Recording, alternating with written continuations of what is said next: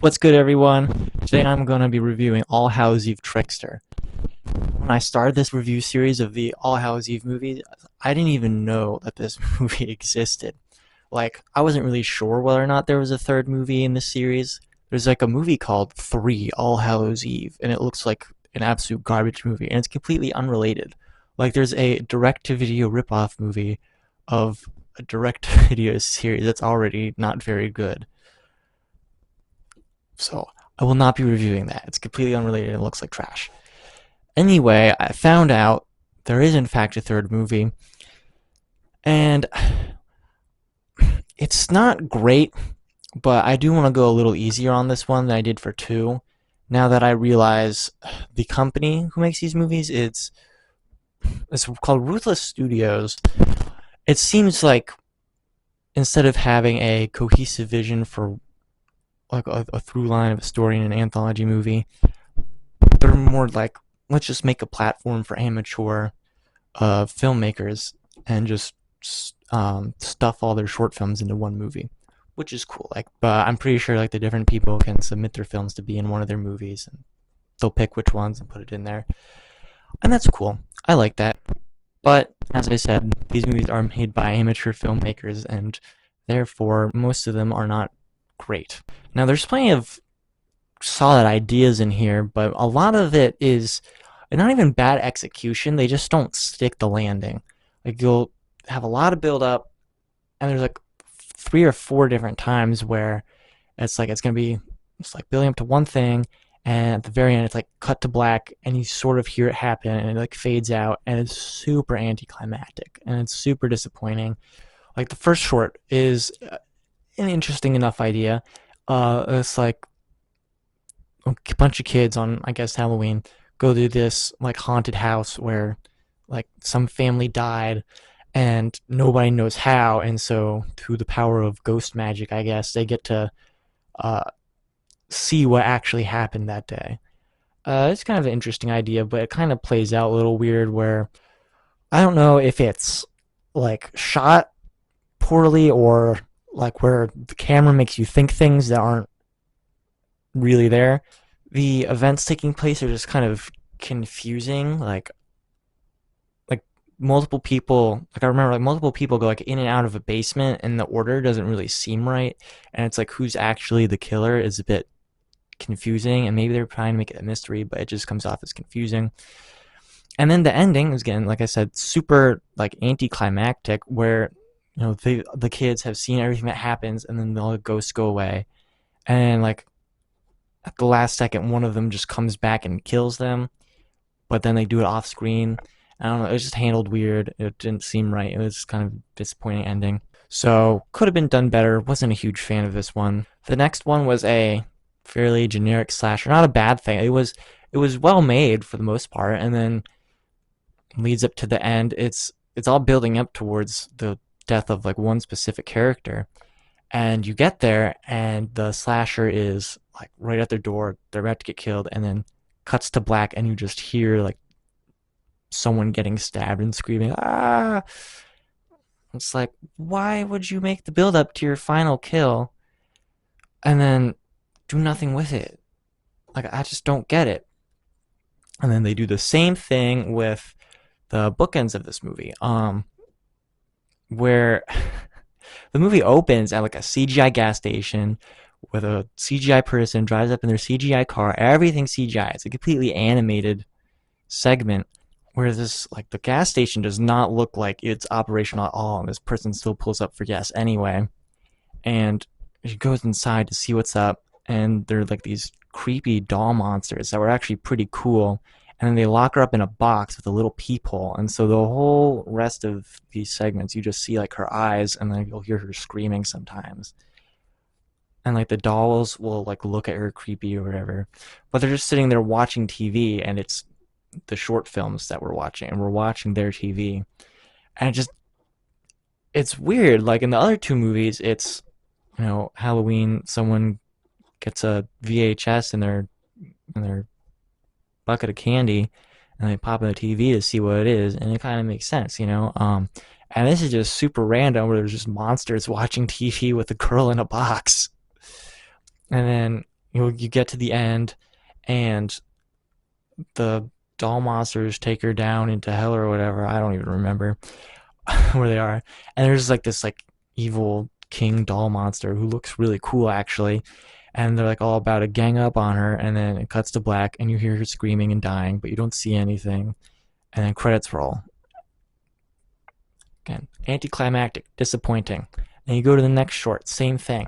And this was actually one of my favorites. Like I was starting to be like, oh, this one might actually be really good. I was like really enjoying it. It's like this like a mom, grandma, something, and her kid is somehow turned into a monster, or maybe always has been a monster. And like they use like practical effects where he has like vine tentacle things. It kind of looks, you never see the full monster. He's like behind a curtain, you see his shadow, but he's kind of like a miniature Biolante, which I thought was really cool. Um, and so like he eats like raw chicken cereal. It's disgusting, but kind of funny. Um, and he eats people, and the mom has to feed the neighbors to him, and she doesn't really like it, but she also would prefer her son live a monster than not feeding her neighbors to him and killing a horrible monster living in her basement. So it's interesting. It was a really cool idea, and then she gets caught. The police come, and you think, oh shoot, the monster's about to mess up the cops. And if the others had disappointing anticlimactic uh, payoff, this one builds it up and rips the payoff right out of your hands and tears it to bits right in front of you and just makes you feel horrible because I was enjoying this so much. And then, for absolutely no reason, when you think the monster is about to mess up some cops, he grabs his TV and takes like a toaster bath with it and kills himself, and it's over. Like, why would you do that? Like, I guess I should have explained. The monster lives in a bathtub and only watches TV. And so he just grabs a TV, and then electrocutes himself and dies. It's like, why? Why? The monster like killed a guy earlier and it was cool. And I think he's about to do it to all these other guys, and just so disappointing. And just from I kicked my camera. Oops. Just based off of the like poster, I guess, for this movie, and like how it starts, it seems like they're going for like some sort of grindhouse feel, and it didn't really capture that as much as they wanted to, I think. But good effort. I don't know why you had to end it that way. It just completely soured me on the whole thing. All right, and we're gonna go a little out of order now. Before we get to my favorite one, we'll go to the other one I remember. And I just did not get this one at all. It's like the Quaker Oats guy, like these like Amish looking people or whatever, um, like break into this guy's house and kill him because he ruins people's reputation on the internet. He's like an internet troll, and they punish him for it, and that's it. Like it was real. I mean, there's a little more to it, like, but it didn't really make sense.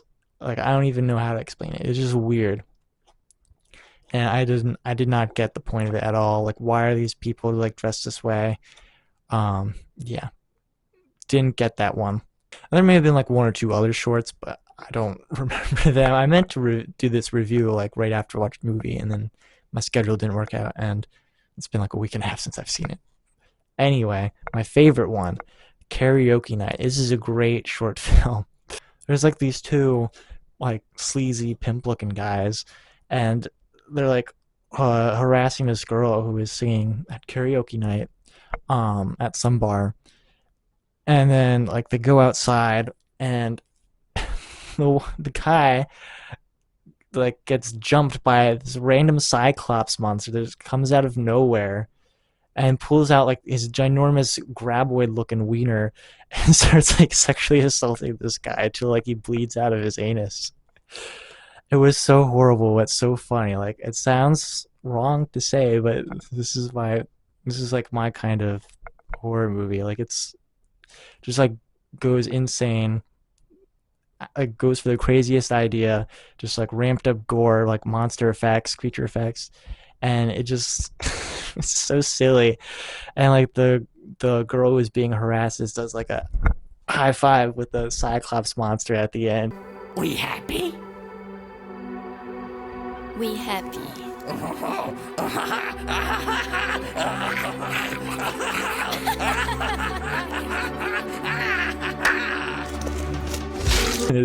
she like she shoots the guy in the head, stomps his head in, and it's over. It was so funny, so random, but I loved it. So, if you could find that karaoke night short on YouTube, which I have not been able to, I would say just watch that on YouTube and skip the movie. But because of that one short alone, even though it's like 5 minutes at the end of the movie, like this movie, it makes this movie worth watching, or at least skipping to the end to see it. I don't know. Like the movie was okay. I liked it better than All Hallows Eve 2, I think, but not a lot more. It's just like good ideas, solid execution, and then just completely falls flat in the end with like every single short except for karaoke night. I gave All Hallows Eve 2 a 5. I would probably also give this one a 5, maybe like a 5.5. Like it's a little better. Like karaoke night, it's just so awesome. But I can't really recommend this movie. But yeah, that about sums up my thoughts on the matter. Thanks for watching.